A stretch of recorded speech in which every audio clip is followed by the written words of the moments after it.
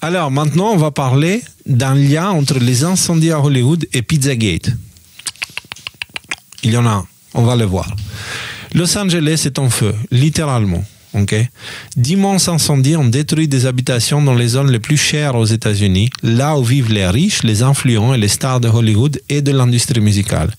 Cela dit, des informations qui circulent indiquent que l'incendie est prémédité et que des maisons suspectes, comme celle de Hunter Biden, liées à des crimes, ont été également détruites, détruisant au passage des preuves éventuelles. De l'autre côté, le Pizzagate revient devant les projecteurs. Alors, on va analyser tout ça ensemble.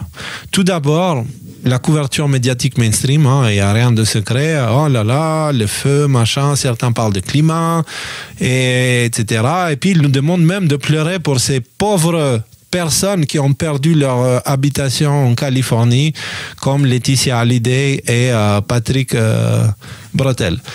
Et du coup, on est censé être triste pour eux. Écoute, franchement, je m'en bats les... Mais bon, voilà, c'est comme ça. Et on apprend aussi que la maison de Hunter Biden a été détruite au passage. Donc là, c'est un site local de News 18 de là-bas. La maison de Hunter Biden à Malibu a été complètement détruite par les incendies de Los Angeles. Donc, des preuves en moi, je ne sais pas, peut-être. Mais quelque chose ne va pas avec cette histoire, car il semblerait que certains savaient ce qui allait se produire. Une femme affirme que l'assurance incendie de ses parents a été annulée peu de temps avant que les incendies ne ravagent le sud de la Californie. Regardez ce qu'elle dit dans cette vidéo, je vais essayer de vous lire. Je sais que je ne suis pas censé être ici, mais c'est la maison de mes parents. Je sais, qu'est-ce que ça vous fait? Ils viennent de la perdre et leurs assurances incendie viennent d'être résiliées. Alors, ils doivent gérer ça seuls et ils ont 90 ans. Ils ont vécu dans cette maison pendant 75 ans et ils ont toujours eu la même assurance. 75 ans. Et leurs assureurs viennent tout juste de décider de résilier leur assurance incendie. Alors là, elle ne le décrit pas correctement. Ça a été fait quelques mois, entre 2 et 4 mois avant les incendies. Ça a été fait à partir de là où ça se voyait que l'élection de Donald Trump est inévitable. Okay? C'est juste qu'elle a découvert une fois que le feu a eu lieu. D'accord, c'est pas l'assurance, elle a annulé à ce moment-là, c'est que ça a été fait avant, c'est juste l'assurance lui a annoncé que ils l'ont fait, ils lui ont probablement envoyé un petit mail dans la newsletter ou je sais pas quoi, que on lit jamais parce que on pense que c'est de la pub pour les assurances, et du coup c'est passé comme ça, et ça c'est arrivé avec beaucoup de monde qui ont perdu leur maison là-bas. Nous traversons ça, elle dit, ça vient juste d'arriver et ils n'ont plus d'assurance incendie. Voilà, pour ses parents. Et on a Alex Jones. On a Alex Jones dans un post qui ne s'affiche pas, qui dit l'acteur emblématique James Woods confirme que les polices d'assurance des propriétaires ont été annulées en masse plusieurs mois avant que le quartier de Palisade à Los Angeles ne soit détruit par une tempête de feu historique. Et juste comme ça pour voilà le post, le tweet en question. Apparemment, tu vois, j'ai certains comptes, ils ne s'affichent pas, on dirait qu'ils sont censurés. Donc voilà, et ce mec-là, il est allé jusqu'à pleurer, alors que lui, il disait de tuer tous ceux qui ne prennent pas le vaccin à l'époque, et il demandait aux gens de pleurer sur le pauvre lui, parce James que ça met... Ouais. Ah ouais? Je crois, si je dis pas de conneries, à moins que je confonds avec quelqu'un d'autre. Moi, il me semblait au contraire. Enfin, peut-être, je peux me tromper. Peut-être que moi, je me trompe aussi. Bref, dans tous les cas, il l'a dit ouvertement. Mais ce n'est pas tout ça qui est chelou. Le fait des assurances ne fait que montrer une préméditation. Ok? Regardez ce qui est dit par Liz Crokin. Alors, Liz Crokin, c'est une ancienne journaliste qui s'est tournée vers les histoires de trafic d'enfants, crimes ritualistes d'enfants, le satanisme à Hollywood et tout ça. Depuis, elle a été massacrée publiquement, tu vois, et elle est revenue en force dans le documentaire Out of the Shadows, où on lui a donné un micro et elle a reparlé de toutes ses découvertes. Et ces découvertes ont commencé à prendre... Voilà, on en avait parlé déjà en 2022. Et Liz Crokin continue ces histoires et elle dit là, Liz Crokin avait participé au documentaire Out of the Shadows, blablabla. Donc, dans un post, voilà, ces posts à elle ne s'affichent pas non plus, tu vois, donc il y a un truc, voilà le post en question, ok, c'est le post en question, il est... Je clique n'importe où, pardon, je dois remettre le truc. Hop, voilà. Donc qu'est-ce qu'il dit, Liz Crokin? Liz Crokin, elle dit, ça s'est affiché maintenant. Ouais, c'est bon Thierry. C'est tant mieux, il fallait que je redémarre en fait, comme ça s'affiche. Donc voilà, ça on a vu. Et voilà. Donc Liz Crokin qui dit, comme je l'ai indiqué hier soir, des incendies ont fait rage près du musée Getty en 2017 déjà, après l'investiture de Trump, tout comme c'est le cas actuellement. Je vivais à l'époque à Santa Monica et j'ai vu les incendies moi-même. Vous trouverez ci-dessous une photo qu'un incendie qui a brûlé près du Getty que j'ai publié en décembre 2017. Donc c'est la photo en question là. À l'époque, personne ne voulait croire qu'il y avait des installations souterraines et des tunnels utilisés par les élites pour trafiquer les enfants et que ces installations brûlaient peut-être à dessein pour détruire les preuves. Okay? Déjà à l'époque, elle disait ça à propos des incendies de l'époque. À l'époque, j'ai bien été qualifié de folle pour cela. Quelques années plus tard, sous Trump, le FBI a déclassifié des documents prouvant que des tunnels, des ossements d'animaux et des objets sataniques avaient été découverts sous l'école maternelle McMartin à Manhattan Beach, en Californie, où les enfants affirmaient avoir fait l'objet d'un trafic sexuel au profit des élites et avoir été victimes d'abus rituels sataniques. Ce réseau pédophile a été couvert par les autorités en position de pouvoir et les médias ont faussement qualifié cette affaire de théorie du complot de panique satanique, tout comme ils l'ont fait avec les gangs de viol britanniques et Jimmy Savile. Qui est le fou maintenant, elle dit. Donc, en gros, elle vous dit qu'il y a un réseau de trafic d'enfants à Hollywood. Il y a beaucoup de consommateurs d'enfants à Hollywood pour différentes choses, le sexe, des rituels, plein de trucs, les uns les plus chelous que d'autres. Dans plein d'habitations des milliardaires, il y a évidemment des chambres secrètes, comme on a pu voir aussi dans l'île d'Epstein, il y avait plein de trucs. Je veux dire, le truc, c'est un gruyère en dessous, tu vois. Et là, ils te disent que toute la colline là-bas, c'est un peu ça, tu vois. Et Californie, en général, sont des grands consommateurs de méthodes un peu comme ça. Il y a plein de reportages qui parlent de ça, tu vois, des réseaux souterrains et des choses qui sont utilisées. Alors, de l'autre côté, Liz a publié une vidéo très intéressante qui explique la raison pour laquelle il n'y a pas assez d'eau en Californie pour éteindre ces incendies. Parce que une des raisons pour lesquelles ces incendies ont pu se développer aussi vite, c'est le fait qu'il n'y avait pas d'eau pour les éteindre. Et donc, Liz Crokin publie cette vidéo que Sylvia Miami a traduit et que je prends du coup de sa traduction. Juste le début, on va regarder, on n'a pas le temps de tout regarder. Alors que 40 millions de Californiens souffrent d'une sécheresse sans précédent, un couple de milliardaires possède une part massive du système d'approvisionnement en eau de l'État. Donc, privatiser l'eau. Saisi lors d'une série de réunions secrètes il y a 20 ans. Ce système a été largement financé par les contribuables dont l'eau est prise en otage par ces milliardaires. Les systèmes urbains d'approvisionnement en eau manquent cruellement d'eau, mais en 2023, ils ne recevront que 5% de ce qu'ils ont demandé à l'État. Les Resnick sont les plus gros agriculteurs de Californie. En 2007, ils possédaient 4 San Francisco worth de terres agricoles. 4 fois la taille de San Francisco en terres agricoles, il veut dire. Et près de la moitié des Américains achètent au moins un de leurs produits.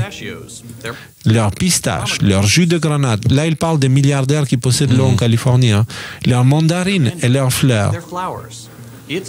Tout est regroupé au sein d'une seule et même entreprise, une société privée d'une valeur d'au moins 5 milliards de dollars. Les propriétaires majoritaires, les Resnick, valent au moins 8 milliards. Comment ont-ils pu s'approprier un si grand pourcentage de ce qui devrait être une ressource publique partagée?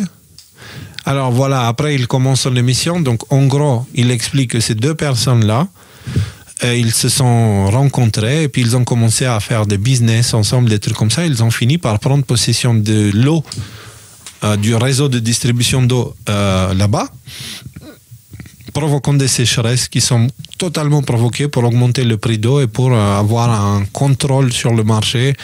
Et actuellement, depuis quelques temps, il y avait de plus en plus de sécheresses là-bas, comme s'il y avait une volonté à ce qu'on arrive là où on est aujourd'hui, tu vois. Mais ça vient pas de raisons naturelles, ça vient de décisions de deux personnes. Est-ce que... Parce que, voilà, c'est pas pour étendre les incendies qu'ils ont un problème avec de l'eau, parce qu'ils utilisent, je suppose, les canadaires aussi, tu sais. Et les canadaires utilisent l'eau salée. Non, ils utilisent... Non, mais pas que les canadaires. C'est les pompiers qui vont avec les camions, ils utilisent quoi? Ils font le plein où? Tu sais, t'as les poteaux des pompiers, là. Ouais, les bornes. Les bornes, elles n'ont pas d'eau. Ah, elles sont jolies, hein, parce que c'est en Californie, c'est en couleur arc-en-ciel, c'est super, c'est woke, c'est tout ce que tu veux, mais il n'y a pas d'eau. C'est cool. Donc, comme tout ce qui est woke, c'est joli à l'extérieur, mais creux à l'intérieur, tu vois. Alors, maintenant, Lise, qui continue, parce qu'elle a enchaîné sur cette histoire-là, avec ces posts-là, ok? Elle dit, combien de ces maisons en feu appartenant à des élites sont des pédophiles ou des trafiquants de sexe, et combien de ces maisons ont des chambres secrètes et des tunnels en dessous, dans ce poste-là. Et elle balance ça comme ça. Et ensuite, elle fait un autre tweet ici. La cabale pédophile satanique préférerait brûler tout le pays plutôt que de voir la vérité sur Pizzagate sortir et s'imposer au grand public. Restez vigilants. Et c'est vrai, si vous pensez... La maison, vous pensez aussi à tous ces gens-là qui sont impliqués dans des histoires olé comme Hunter Biden, il n'y a pas que lui. Il y a aussi d'autres personnalités connues qui, leur maison a été détruite ou est en danger d'être détruite et qui sont impliquées aussi dans d'autres affaires. Et il y en a beaucoup là-bas. Parce que c'est l'épicentre. C'est là-bas. Tu vois, Out of Shadow, c'est ce qu'il t'explique en fait. C'est là-bas que ça se passait où c'était vraiment, tu sais, le cœur corrompu de Babylone, quoi. C'était c'est là où il y a le plus d'argent Californication, que ça se passe. Voilà. Ouais. Parce que toutes les initiations du coco, tu veux rentrer dans le cercle très fermé des acteurs à succès. Ah allez, il nous faut un dossier sur toi, donc tu sais ce que tu vas faire. Voilà, exactement. Voilà. Alors, maintenant, pourquoi elle parle de Pizzagate et quel rapport? Tout d'abord, parce que le Pizzagate parle justement de ce trafic sexuel d'enfants, le véritable Pizzagate. En fait, petite explication, le véritable Pizzagate vient de la fuite des emails privés de Hillary Clinton par Wikileaks. Wikileaks qui a reçu ces emails privés de Hillary via un gars qui s'appelle Seth Rich. Seth Rich qui travaillait pour le comité national démocrate, et qui a pris ces emails de Hillary et qui les a envoyés à Wikileaks. Seth Rich a été assassiné peu de temps après. Donc c'est vraiment ces révélations ont coûté la vie à une personne.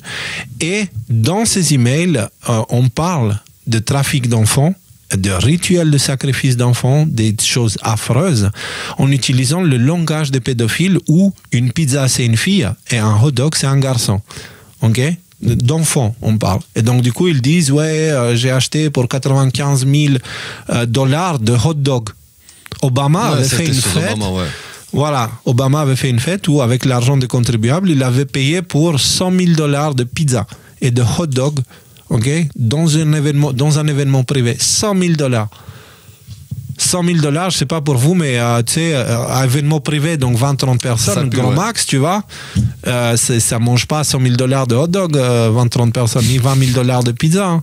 Je sais pas qu'est-ce qu'ils mettent dans les pizzas. Donc, il y a vraiment des trucs chelous et c'est comme ça que le Pizzagate est sorti. Mais les médias mainstream, voyant le coup venir, ils ont préparé leur coup en utilisant l'histoire d'un mec qui est allé attaquer une pizzeria Comet, en disant que là, il y a des... parce qu'il avait entendu justement sur 4chan que là-bas, il y aurait justement un réseau secret de je sais pas quoi. Alors le truc chelou... des souterrains et tout aussi, ouais. Tu savais que ce truc-là a eu lieu en 2016 ? L'attaque du Comet Pizza ? Ouais. Non, le fait que c'était en 2016, non, je ne me souvenais pas de ça. Regarde comment c'est drôle, parce qu'il nous casse les testicules avec le attaque Comet Pizza. et ils nous disent QAnon ceci, QAnon cela. Attaque dans une pizzeria en 2016. C'est en 2016. OK? En 2016. Et on nous dit que c'est Q et c'est QAnon. Alors que Q, son premier message date d'octobre 2017. Donc cette histoire-là a eu lieu 1 an avant Q. Et jusqu'à aujourd'hui, ils continuent, ils disent ouais, QAnon, machin et tout. Ça n'a rien à voir. Et ça, ce sont les médias. Les fact-checkers. Voilà. Et donc, ça a été pris par les médias mainstream pour coller le mot Pizzagate dessus, pour cacher le vrai Pizzagate. Comme ça, quand tu tapes sur les moteurs de recherche Pizzagate, tu tombes sur l'histoire de Comet Pizza, mais pas sur le vrai Pizzagate et les emails de Hillary Clinton.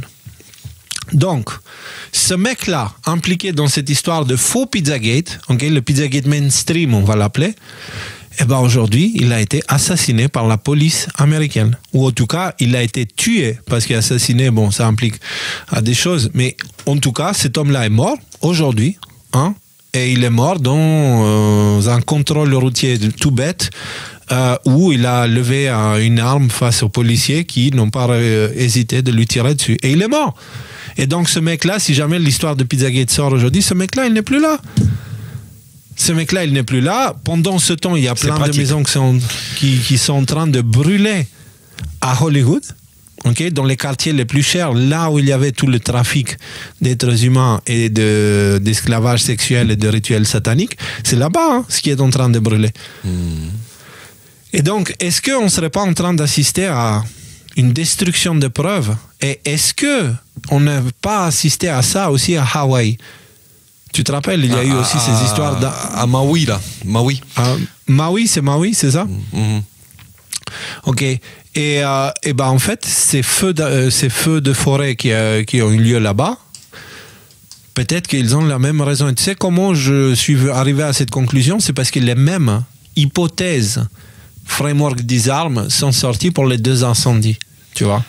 Donc il y a beaucoup de gens qui se focalisent sur des détails vraiment inutiles qui passent à côté de l'essentiel, c'est-à-dire ce qui est en train d'être détruit. Oui. Je serais d'accord avec toi pour Maui, sauf qu'il y a une petite incohérence là où ils brûlent les énormes manoirs avec des souterrains, des panic rooms, enfin des pièces cachées, etc. Tout à fait possible. À Maui, c'était des personnes de classe moyenne dont les maisons ont brûlé. C'est généralement des gens qui ne sont pas exceptionnellement riches. Et qui a acheté les terres là-bas? Après, c'est des super riches qui ont acheté les terres là-bas. Donc, ils préparent le déménagement et la construction d'un nouvel endroit. Ou peut-être qu'ils testaient justement certaines technologies justement sur ces gens-là. En même temps, deux pierres deux coups. Tu sais, cette technologie, il faudrait qu'on parle un jour, mais c'est à énergie dirigée. Ouais, c'est rayon énergie dirigée et crop circle. Renseignez-vous, il y a un lien. Alors, l'homme, non mais c'est vrai, il paraît que les crop circles, de ce que j'ai compris, si je prends tous les éléments les uns à côté des autres, les crop circles servaient à calibrer les appareils de rayons d'énergie dirigée. D'où le fait que tu vois une augmentation dans la qualité. Je parle des vrais crop circles, parce que tu en as eu aussi beaucoup de faux, tu vois. Et si tu vois les messages qui sont donnés dans les vrais crop circles, c'est assez rigolo, parce que tout le temps des clins d'œil pour dire, les gars, en fait, on vient de chez vous, on n'est pas extraterrestre du tout. C'est assez... Et les crop circles ont arrêté la veille des attentats du 11 septembre. Pas la veille, mais quelques temps, peu de temps avant les attentats du 11 septembre.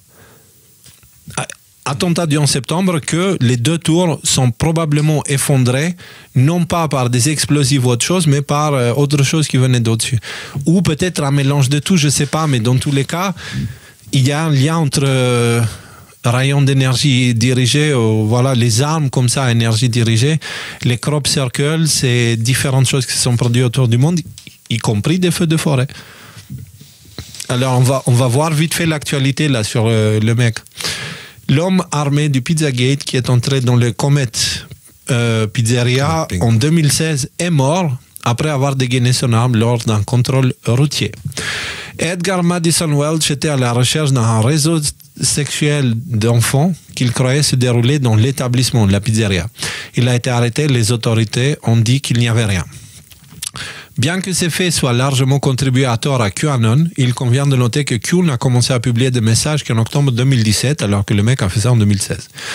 Il convient également de noter que le Pizzagate, qui décrit avec précision les symboles que les pédophiles utilisent pour communiquer, a été largement ignoré et qualifié de théorie du complot, malgré le fait que le FBI lui-même a plus tard désigné la pizza comme l'un des principaux symboles partagés par les pédophiles. D'accord ? J'ai inclus une vidéo à titre d'exemple. Bon, il y en a un petit peu plus bas. Hein, donc, voilà. Et ça, cette vidéo a été partagée aussi par Liz Crooking. Liz Crooking qui est mentionnée dans ce post Twitter. Donc, voilà. Alors maintenant, je viens à une hypothèse. Et si, bon, hypothèse que j'ai exprimée, hein, mais c'est juste, je vais la condenser. Et s'il y avait un lien entre les incendies de Los Angeles, le Pizzagate, le vrai, et le fait que le gars du Pizzagate version mainstream qui est allé armé à la pizzeria Comet est mort, et si ce lien était le fait que Trump aura bientôt le pouvoir, pourquoi les assurances ont annulé leur section incendie vers octobre? Y a-t-il un lien avec la sécheresse forcée en Californie par ce couple de milliardaires? Parce que mine de rien, cette sécheresse-là permet à tout ça de se détruire tranquillement sans qu'il y ait vraiment... de quoi éteindre les flammes. En tout cas, on dirait qu'ils attendent que tout soit détruit pour... voilà. Une chose est certaine, certains vont avoir mal au cul dans les temps à venir. En tout cas, la panique est bien visible à présent, parce qu'on peut le voir. On a parlé au tout début de l'émission de la fin des fact-checkers. On entre dans une période où les fact-checkers sont sur le point de disparaître. La censure est en train de disparaître, X ne censure plus et Facebook vient de se ranger du même côté aussi. Okay? Donc, t'imagines ça? Nous, on pensait que la vérité sera révélée sur des réseaux alternatifs qui auront évolué entre 2017 et 2000, là, quoi. Et en fait, non, ça va être diffusé sur Twitter, sur Facebook, Instagram aussi, hein, parce que Meta contient aussi Instagram, qui est le réseau le plus utilisé en ce moment. Et on verra toutes ces choses-là arriver. L'Union européenne qui semble en panique parce que tout l'État profond américain est en train de déménager en Europe et ils sont en panique complètement. Ils veulent bloquer X et Facebook. Ils parlent de lois et machin et trucs, etc. Et les États-Unis qui disent « Ok, mais si vous les bloquez, nous on sort de l'OTAN et... » Voilà, voilà la situation dans laquelle on est. Hein. Et Trump arrive au pouvoir dans quelques jours. Et il y a aussi un détail. La Californie, elle a fourni énormément de matériel des pompiers à l'Ukraine. Énormément. D'ailleurs, c'est ce que Trump l'a évoqué. En fait, il avait rapproché. Et c'est dépossédé en fait de ses capacités à combattre les incendies, alors que c'est un territoire ultra, à risque, très à risque. Mais en tout cas, voilà, il y a un truc énorme qui se passe. On est à 10 jours de l'inauguration de Trump. Ça part complètement, ça part dans tous les sens, ça part complètement en sucette. Et je pense, même s'ils tentent de détruire les preuves, les machins, etc., il y a une chose que je crois vraie, c'est qu'ils ont déjà tout, en fait. Ceux qui chassent les pédophiles, etc., ils ont déjà tout. Je pense que c'est vain, ce qu'ils essayent de faire. Hunter Biden, s'il pense être sauvé par l'incendie, etc. Ouais, on n'en est plus là. Quand les choses sont rendues officielles, quand il y a des actes d'accusation scellés, machin, etc., c'est que les preuves, ils y sont déjà partout. Ouais. Et donc, du coup, c'est pour ça, parce que je me suis posé la question, mais pourquoi ils laisseraient faire un truc comme ça, destruction de preuves?